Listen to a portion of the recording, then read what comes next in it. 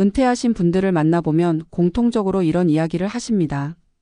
예전보다 적게 써서 생활비 걱정은 줄었는데 이상하게 마음은 더 불안합니다. 분명히 지출은 줄었는데 행복은 오히려 떨어지는 역설적인 현상입니다. 이 문제의 핵심은 단순한 돈의 액수가 아니라 수입의 종류에 있습니다. 서울에서 35년 직장 생활 후 정년 퇴직한 63세 김모 씨는 은퇴 전 월 450만 원의 급여를 받으며 살았습니다. 퇴직 후에는 국민연금 130만 원과 소규모 아르바이트로 40만 원 정도를 벌며 전체 생활비를 200만 원 이하로 맞추는 데 성공했습니다. 지출은 반토막이 났지만 스트레스는 퇴직 전보다 오히려 훨씬 커졌습니다. 김 씨는 그 이유를 이렇게 설명했습니다. 예전에는 월급날이 되면 통장에 돈이 꽂히는 게 너무 당연했는데 지금은 제가 쓰는 돈이 다 제가 꺼내 쓰는 돈 같아요. 이 말 속에는 은퇴자들이 공통적으로 겪는 심리적 메커니즘이 담겨 있습니다. 은퇴 전 수입은 대부분 노동소득이었습니다. 일한 만큼 들어오고 다음 달에도 일하면 또 들어오는 구조였습니다. 이 구조가 주는 가장 강력한 안정감은 내일도 벌 수 있다는 자기 효능감입니다. 반대로 은퇴 후 수입의 대부분은 자산 소득과 이전 소득으로 바뀝니다.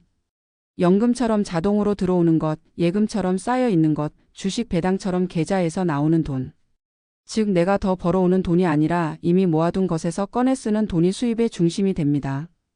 이 순간부터 돈의 심리적 무게가 달라집니다. 노동소득은 매달 다시 채워지는 흐르는 물이라면 자산소득은 한번 줄면 다시 채우기 어려운 정적인 물입니다. 그래서 은퇴자들은 비용을 줄여도 마음은 가벼워지지 않습니다. 오히려 줄어드는 물에 대한 불안감 때문에 더 위축됩니다. 부산에서 작은 공장을 운영하다 조기 은퇴한 58세 박 씨는 이런 표현을 썼습니다.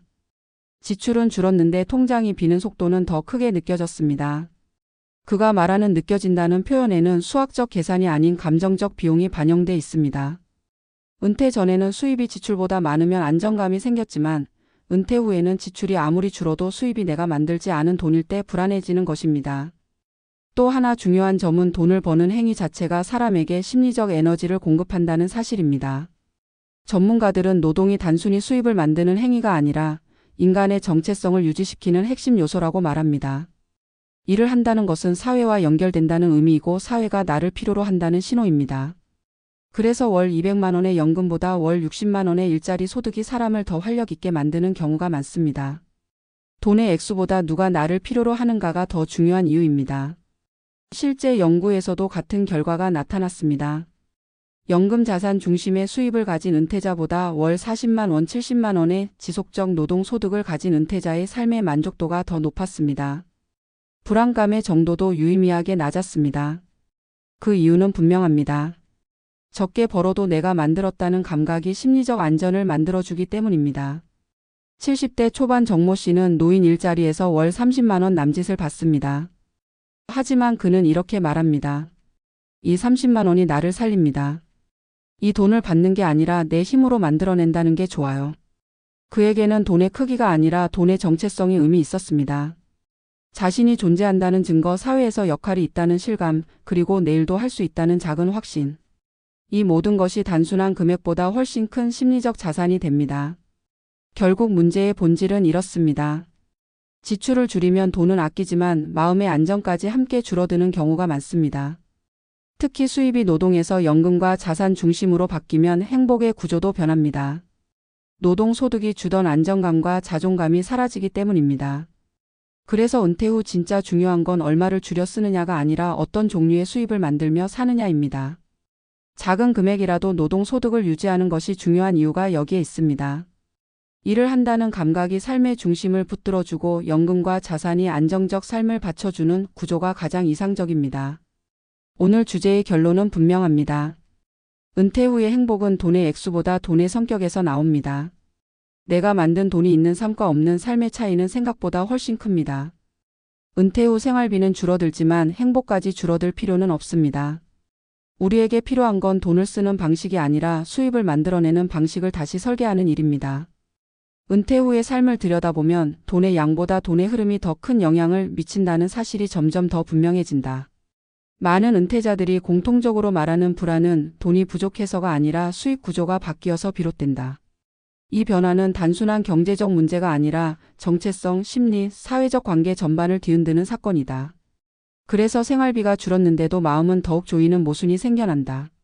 이 모순을 이해하기 위해서는 은퇴 전과 후에 돈이 어떤 성격을 띠는지 세밀하게 살펴볼 필요가 있다. 우리는 직장 생활을 할 때 돈을 벌기 위해 시간을 쓰고 에너지를 투자한다. 그 과정은 때로는 고되고 때로는 스트레스가 심하지만 한편으로는 분명한 보상 구조가 존재한다. 매달 정해진 시점에 월급이라는 형태로 결과가 돌아오고 그 돈은 다시 우리의 삶을 지탱하는 자원이 된다. 이 흐름 속에서 인간은 내가 노력하면 결과가 나온다는 통제감을 느낀다. 그리고 통제감은 인간이 심리적으로 건강하게 살아가기 위한 필수 조건이다. 퇴직 직전까지 대부분의 사람들은 이러한 익숙한 구조 속에서 살아간다. 하지만 은퇴 순간 이 구조는 완전히 뒤집힌다. 더 이상 노력과 보상의 연결고리가 존재하지 않는다. 대신 그동안 모아둔 자산과 연금이 새로운 중심 역할을 맡게 되고 돈의 흐름은 들어오는 돈이 아니라 빠져나가는 돈 위주로 변한다. 이때 사람들은 자신의 삶이 회계 장부처럼 변한 것을 체감한다. 수입이 적거나 고정적이고 지출은 조절해야 하며 자산은 줄어드는 것을 바라봐야 한다.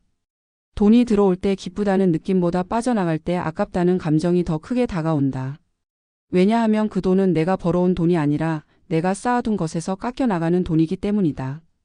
은퇴자들이 흔히 겪는 불안의 정체는 바로 이 지점에서 발생한다. 돈의 액수 자체는 변하지 않더라도 심리적 무게가 달라지는 것이다. 서울의 한 60대 은퇴자는 이렇게 표현한 적이 있다. 돈이 많고 적고의 문제보다 지금 쓰는 돈이 다시 채워지지 않는 돈이라는 게 더 무섭습니다. 이 한마디에는 은퇴자의 내면이 그대로 드러난다. 노동소득은 언제든 채울 수 있는 활동성 있는 돈이지만 자산소득은 줄어들면 다시 채우기 어려운 정적인 돈이다. 그래서 노동소득이 사라진 삶은 숫자로만 보면 안정적이어도 감정적으로는 불안정한 상태가 된다. 이 변화는 은퇴자의 정체성에도 깊은 흔적을 남긴다. 돈을 버는 행위는 자존감과 일체화되어 있다.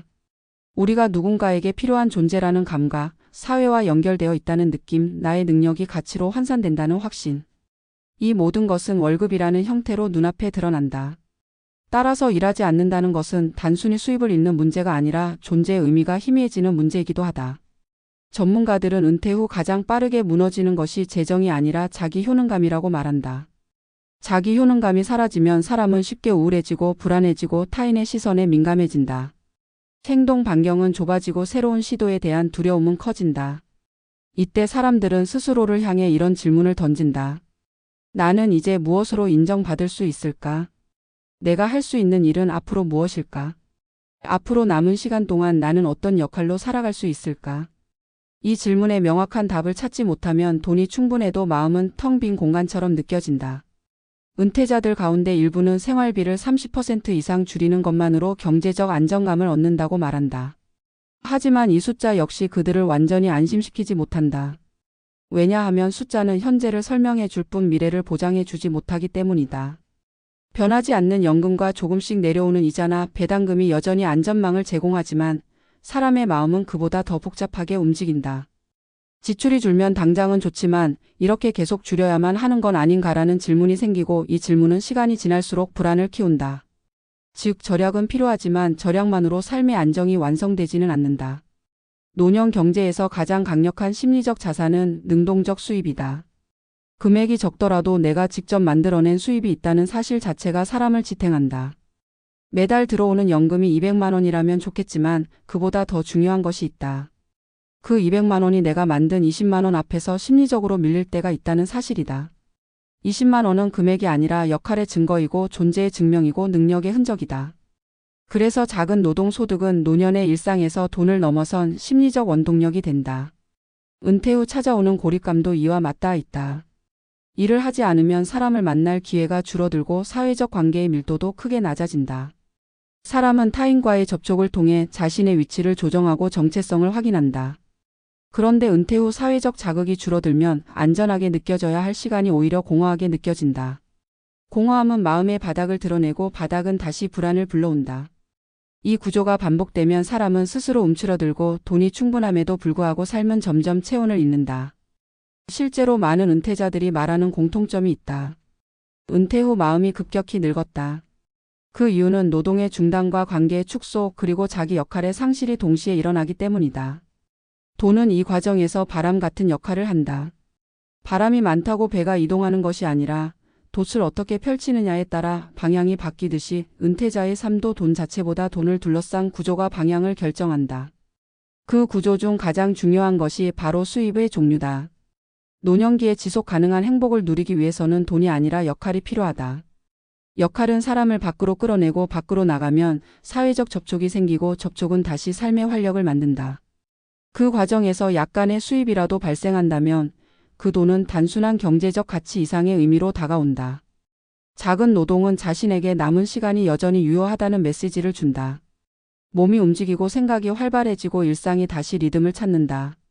그 리듬이 삶의 템포를 지켜주고 그 템포는 행복의 흐름을 지켜준다.